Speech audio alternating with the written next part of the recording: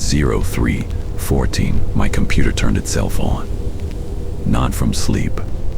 I know the difference because the monitor did not fade in gradually. It snapped to full brightness hard enough to light the room in cold blue and woke me instantly. For a second I thought Windows had updated overnight, because the screen looked like an old system dialog box, something crude and outdated, the kind of interface you only see in screenshots from early operating systems. A small window floated in the center of the desktop. Blue title bar, white border, 2 buttons, no taskbar visible behind it, no wallpaper, only black. The title read, "They are STRING." Inside the window was a black rectangle filled with eyes, dozens of them, different sizes, floating in darkness. The image quality looked compressed, noisy, almost like a corrupted webcam feed. At the bottom were 2 buttons. Run, wake up. At first I assumed it was malware, some cheap horror prank. I had downloaded an archive of old sound libraries earlier that night and figured something had slipped through. I reached for the mouse. The cursor moved, but slowly, almost delayed, as if the computer itself was thinking before a bang. I hovered over the X in the corner. Nothing happened. Clicked once. Nothing. Clicked again. Still nothing. Then one of the eyes inside the black rectangle blinked. I froze. Not because blinking eyes in a horror pop-up are impossible in software. Animation exists. Cheap visual tricks exist. But only one eye blinked. At the exact moment my cursor touched the X. And it did not loop. It reacted. The eye in the center was larger than the others. Deep black pupil, faint white edge, and something wet about the texture that made it feel photographed rather than drawn. Then another eye shifted left. A smaller one near the bottom. Not blink. Movement. Tracking. Following my cursor. I pulled my hand away from the mouse immediately. The cursor stopped moving. The eyes stopped too. The room was silent except for my PC fans. Then the title bar changed. Without flicker, without loading. They are STRNG became. They know you are awake. The 2 buttons remained. Run, wake up. I should have unplugged the computer. Instead, I pressed the monitor power button. Nothing. The screen stayed on. Pressed again. Nothing. Held it down. Nothing. No physical response at all, as if the monitor had stopped being hardware and become only image. The reflection on the screen showed my room behind me. Desk, shelf, door, and someone standing near the door. I turned instantly. Nothing there. When I looked back at the screen, the reflection no longer showed my room. It showed a room almost identical to mine, but darker, with the ceiling much higher than it should be and a narrow hallway visible behind the desk where my wall should have been. The pop-up still floated in the center, but now one eye inside the rectangle looked directly outward. Not at the cursor, at me. Then the speakers produced a sound, a soft system notification tone, the kind old operating systems made when an error message appeared. A second smaller window opened behind the first one. White, tiny, text only, no title. It said, "You ignored the first window 3 years ago." My throat tightened. I had never seen anything like this before. At least that is what I wanted to believe. Then memory surfaced, weak and unpleasant. 3 years earlier. Late night. Another random pop-up while working. A blank box that vanished before I could read it fully. I had assumed it was software error. forgotten within minutes. Now another line appeared below the first. This is the second notice. The black rectangle flickered. For one frame only, the eyes disappeared, and behind them stood a corridor. Narrow, endless, wallpaper pale yellow. A single ceiling light. A shape at the far end too tall to fit naturally under the ceiling. Then the eyes returned. The title changed again. Do not let them finish counting. One of the eyes closed, then opened. Another closed, then another. Not random. A sequence, like a countdown made from blinking. I looked at the buttons again. Run, wake up. Neither made sense. One implied escape. One implied I was asleep. But I knew I was awake because I could feel the cold floor under my feet. Could hear my own breathing. Could smell rain outside through the slightly open window. Then my phone vibrated beside the keyboard. Unknown number. A text message. No sender. Only one sentence. If the door appears, choose run. At that exact second, something tapped once on my bedroom door. Not loud. Just one clean knock. The screen reacted immediately. Several eyes widened. The title became, "Do not answer yourself." Another knock. 2 taps this time. Then my own voice from outside the room, half muffled through the door. "Open up." My stomach dropped because my voice sounded normal. Exactly normal. The kind of normal no imitation ever reaches unless it has heard you long enough. I did not answer. The voice repeated, slightly less patient. "You clicked wake up last time." That sentence hit harder than it should have. Because somewhere in the back of my mind, hidden under ordinary memory, something stirred. A dream years ago. A window. 2 buttons. Waking suddenly. Forgetting everything by morning. The pop-up on screen flickered violently now. The eyes blinked faster. More of them. The black rectangle stretched slightly wider, as if the window wanted more space than the monitor allowed. Another text line appeared. They only enter if you confirm which side you are on. The knocking outside became rhythmic. 3 taps. Pause. 3 taps. The same pattern repeated. And with each pattern, the eyes inside the screen moved closer together, compressing inward, revealing tiny strips of darkness between them. Inside those strips I could see depth. Not image. Actual depth. Like the screen had stopped being flat.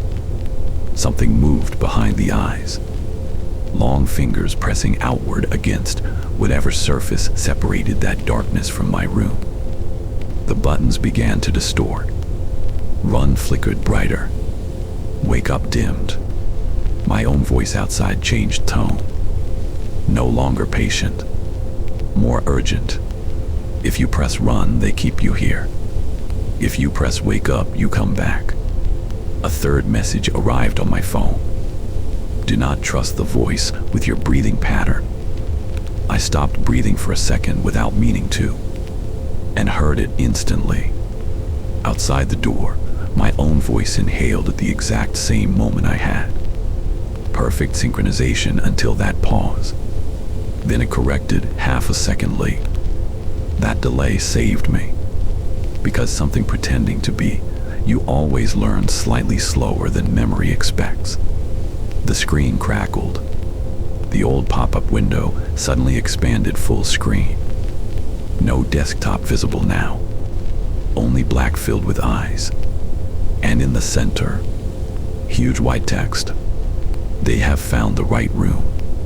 The eyes all turned left simultaneously, toward my actual bedroom door. The handle moved, very slowly, not turning, bending, as if fingers on the other side were testing the shape before understanding mechanics. I hit run. The screen went white. Not bright white.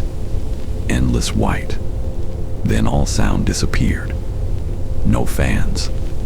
No rain. No knocking. Nothing. For 2 seconds, I thought the computer had crashed. Then the white faded, and I was no longer in my room. I was sitting in front of the same computer desk, but the room around me was wrong. Same furniture, same lamp, same shelf, but all walls were pale yellow wallpaper. The ceiling too low. The air smelled damp and electrical, and my bedroom door was gone. In its place was a long corridor extending forward under flickering fluorescent light. The monitor still glowed, now black again. The pop-up remained, but only one button left. Wake up. And inside the black rectangle, all the eyes were gone, except one, very large, centered, watching me. Then text appeared beneath it. Run only moves you one room deeper. From somewhere down the corridor, my own voice screamed once, very far away, as if another version of me had just opened a door and seen what was waiting behind it. Then all the fluorescent lights overhead shut off one by one. Far end first, approaching me, each click bringing darkness closer. And on the monitor, the final message appeared before my room became completely dark. Next time, do not wait for the second notice. Explaining something already explained too many times. I asked the question before fear could stop it. How many times? Silence. Then a laugh that sounded nothing like relief. When the figure leaned forward slightly, part of its face entered the light. Mine. Older by perhaps 10 years. Eyes bloodshot. Skin pale. One side of the forehead marked by a long scar that crossed into the eyebrow. 82 confirmed resets, it said. The number landed wrong because it was too specific to dismiss as madness. You are not the first awake version tonight. It finally stepped into full light. Same clothes as me, but worn out, darker with dirt near the knees and sleeves. Fingernails damaged, one finger missing from the left hand. He looked exactly like someone who had survived by learning rules slowly and paying for each one. He pointed at the monitor. If that eye closes, run immediately. Why? Because that means something behind you finally opened its own. I turned instinctively. He grabbed my shoulder hard enough to stop me. Do not turn unless the screen goes black. His grip felt real, warm, human, and that almost made him more frightening. Because whatever copies voices can also copy warmth if given enough attempts. How do I know you're real? He looked at the wall scratches. You don't. That is why most versions die early. A sound interrupted him. The monitor emitted a soft system tone. The eye on screen widened slightly. Then text appeared beneath it. Version 19 has entered unauthorized corridor space. The older version swore under his breath. That means another one of us found a wrong door, he said. Before I could ask anything else, a scream tore through the corridor far away. Male. Mine. You can hear yourself differently when it comes from a throat that knows it is about to die. The scream carried panic first, then confusion, then something abruptly cut off as if the sound had been folded inward. The older version closed his eyes briefly. Too late. Then he looked at me. Listen carefully. Every time you press run, you move one layer inward. Every time you press wake up, one version stays behind. Most people think wake up means escape. It doesn't. It means replacement. Replacement. You leave one copy in whichever room you abandon. That explained the bed. The sleeping figure. The room reflections. The voices outside doors. How many are there? He looked down the corridor. Enough that the walls started learning your breathing. The fluorescent light 3 rooms away suddenly came on by itself. A harsh white square in the darkness. Then the next one farther away. Then another. A corridor revealing itself section by section. And under each newly lit panel stood a figure. Motionless. Human-shaped. Facing us. Too far for facial detail. 3 of them visible. All my height. All standing perfectly centered. The older version stepped backward immediately. Do not let them enter monitor light. Why?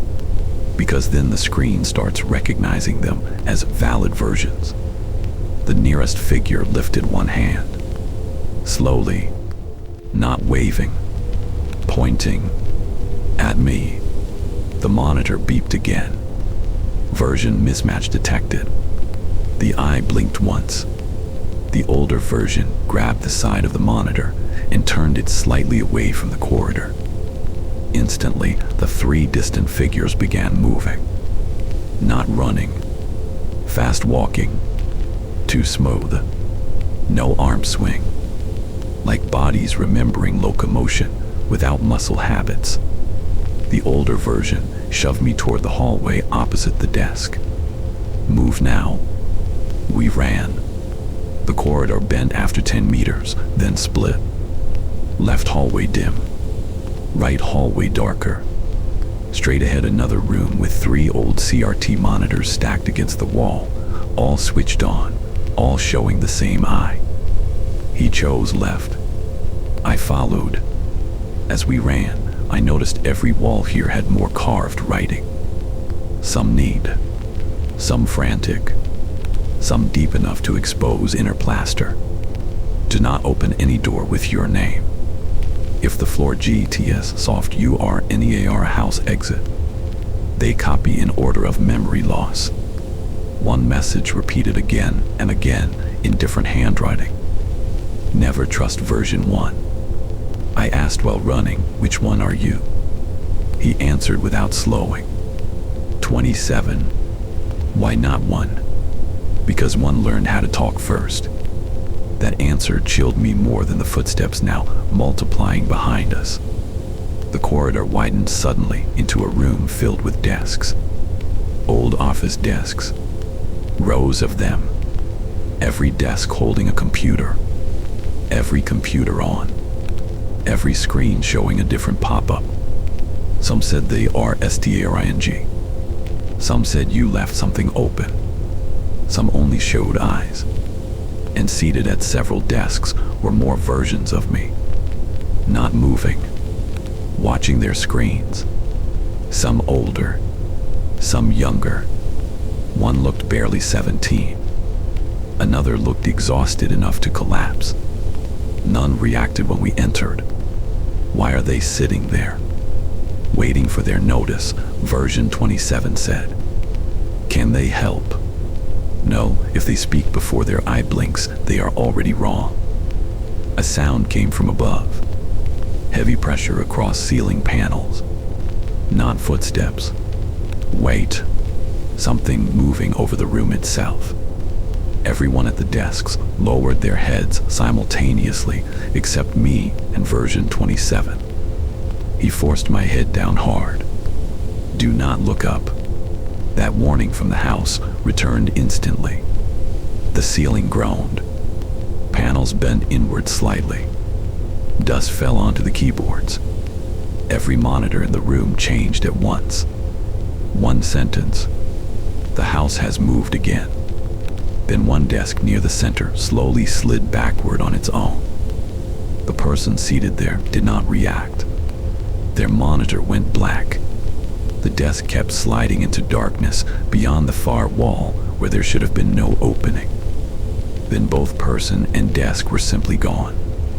No sound. No resistance. Version 27 looked at me with real fear now, deeper than before. We are late, he said. Late for what? for the first version. Then from the far side of the office, one chair slowly turned toward us.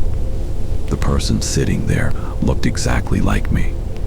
No age difference, no scar, no dirt, perfectly ordinary. And when he smiled, I understood instantly why every wall said not to trust him. Because he smiled before I did. Then every monitor in the room displayed the same message. Version 1 requests reunion. And the perfect version of me stood up. Version 1 stood up slowly, like someone who had no reason to hurry because everything in the room already belonged to him. Every other version seated at the desks remained motionless, faces lit blue by their monitors, shoulders rigid, hands resting near keyboards they no longer touched. Only he moved. At first glance, he looked identical to me in a way the others never had. Same posture, same hair, same expression around the eyes. Even the way he shifted his weight matched habits I knew were mine because I had never consciously learned them. But after 3 seconds, the differences began appearing. He blinked less. His smile stayed too symmetrical, and his breathing did not disturb his chest. No movement there at all. Version 27 stepped half in front of me. "Do not answer first," he said quietly. Version 1 kept approaching between the desks. The monitors changed as he passed them. Each screen lost its pop-up and became a live image of rooms. Bedrooms, hallways, office spaces, cars parked at night, hospital corridors, all empty except for one dark figure visible in each reflection, always standing behind wherever the camera should have been. Version 1 stopped 2 desks away. He looked directly at me, then at version 27, and sighed with something almost like disappointment. "You always drag them too far before they understand," he said. His voice was mine, but cleaner than mine had ever sounded, stripped of hesitation, stripped of fatigue, stripped of uncertainty. Like a voice recorded before life adds texture. Version 27 answered immediately. "You learned too early." Version 1 smiled wider. "No, I remembered too early." That sentence changed the air in the room. The ceiling pressure above us deepened, wood and plaster groaning under immense slow weight, as if whatever existed above this layer had leaned closer after hearing him speak. The desks nearest us began vibrating faintly. One monitor shattered without impact. The seated version at that desk did not move even as glass fell across his hands. I looked between them. "What are you?" Version 1 tilted his head. That question again. Every cycle starts with that question. He touched the edge of one monitor beside him. The screen immediately changed to a grainy video of my bedroom. My actual bedroom. Rain against the window. The desk empty. The bed visible. And lying in it was me. Sleeping. The current me. Or something wearing current sleep. Version 1 watched my reaction carefully. "You think you left your room tonight," he said. "You did not. You only entered the first correction layer after the notice arrived." I looked at the screen harder. The sleeping body on the bed twitched slightly. The blanket rose and fell with breathing. Then another shape slowly became visible under the bed. Long fingers wrapped around the frame from beneath, gripping wood. Version 27 spoke sharply. "Stop showing him partial truth." Version 1 ignored him. "There is no first room," he said to me. "There is no first house either. Those are orientation structures. You are shown architecture your memory accepts before deeper recognition starts." The ceiling above us cracked. A long black line split through plaster. No dust fell this time. Only darkness, pure and dense, as if the ceiling opened directly into a space where light had never existed. And inside that crack, faint reflections appeared. Eyes, Not one. Many. Watching through the opening. Version 27 moved backward. We need to move now. Version 1 finally looked at him. You still think movement helps because you are built from panic. That line clearly meant more than insult. Built, not born. Built. I asked before fear could stop me. What do you mean, built? Version 1 looked almost pleased. At last, he pulled out the chair nearest him and sat down, casual, as if beginning a conversation he had waited years to resume. Every human mind creates continuity by discarding failed perceptions. That is ordinary sleep, ordinary forgetting, ordinary waking. But when external observation begins before the mind finishes sorting memory, discarded versions remain structurally active. He tapped the desk. That is what all of this is. He pointed at version 27. That is a preserved correction. He pointed at me. That is the current waking branch. Then he touched his own chest. And I am the branch that woke before deletion. The room felt smaller immediately. Because if what he said was true, then none of the versions were copies in the ordinary sense. They were unfinished continuities. Entire selves left behind because consciousness had chosen one path and abandoned the others. Version 27 spoke through clenched teeth. Tell him the part where you opened the ceiling. Version 1's expression changed only slightly. That happened later. The crack above widened. Now something pale pressed downward through it. Not fully visible. A curve of surface too smooth to be flesh. An edge too large to belong to anything proportionate. An eye again, but larger than before, descending slowly through darkness like a moon entering a room. Every seated version at the desks lowered their heads further. Version 27 grabbed my arm. If it sees him listening to version 1 too long, it marks him stable. What happens then? He looked genuinely sick, answering. Then the house stops moving. Version 1 stood again. You keep using the wrong words because you still believe these places transport you. He stepped closer, now only a meter away. They do not transport anything, they sort.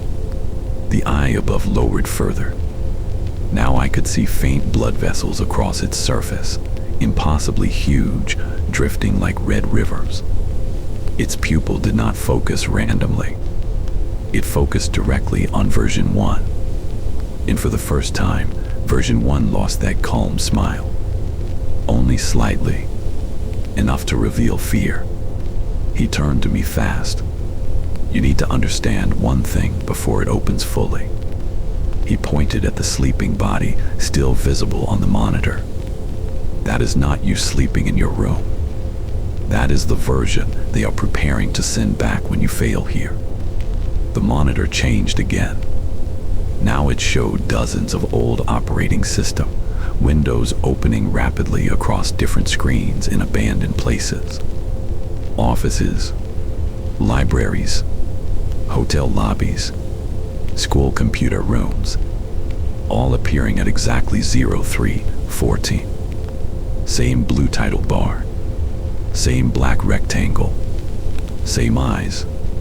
And in several reflections behind those monitors stood figures shaped like people who had not yet noticed they were already being observed. Why computers, I asked. Because flat glass is easier than mirrors now, version 1 said. People trust screens more than reflections. The eye above the ceiling blinked. The entire office room shook. Every monitor flashed white. All seated versions lifted their heads simultaneously, and I saw their faces clearly for the first time. None had eyes anymore, only smooth skin where eyes should be, as if observation had been removed from them completely. Version 27 pulled me hard toward the far side of the room. Run now, but version 1 shouted over him. If you run again, you become him. Version 27 shouted back. If you stay, you become visible. The ceiling cracked open completely. The eye descended enough that the room no longer felt indoors. It felt submerged under a gaze so immense that thought itself became heavy. And then the eye spoke. Not in language, in recognition. Every version of me in the room flinched at once, because whatever came from it was not sound but memory forced open. Suddenly, I remembered the first pop-up. 3 years ago. Not vague anymore. Clear. Blue title bar. Black rectangle. 2 buttons. I had clicked wake up immediately. And after clicking it, for 1 second before morning came, I had seen someone standing beside my bed. Myself.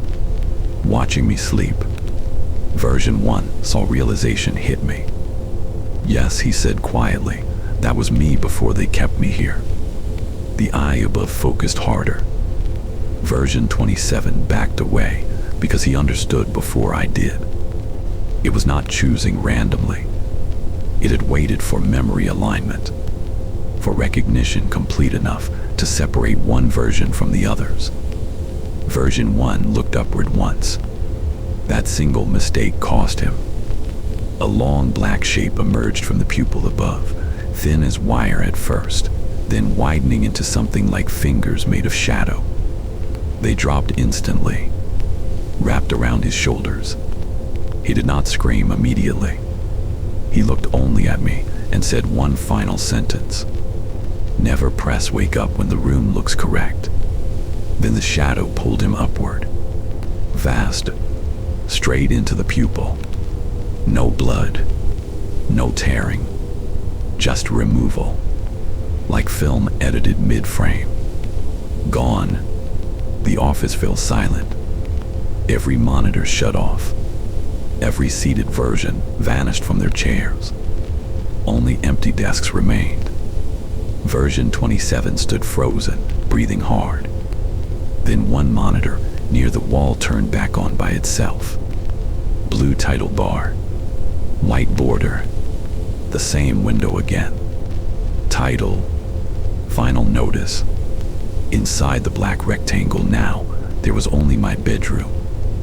My real bedroom. Rain at the window. My bed. And on the bed, the sleeping version slowly opening its eyes. At the bottom were 2 buttons again. Run. Wake up. But now there was a third. Stay here. Version 27 looked at the screen and whispered something I almost missed. They never offered 3 before. The sleeping figure on screen sat upright, turned its head toward the camera, and smiled exactly the way version 1 had smiled.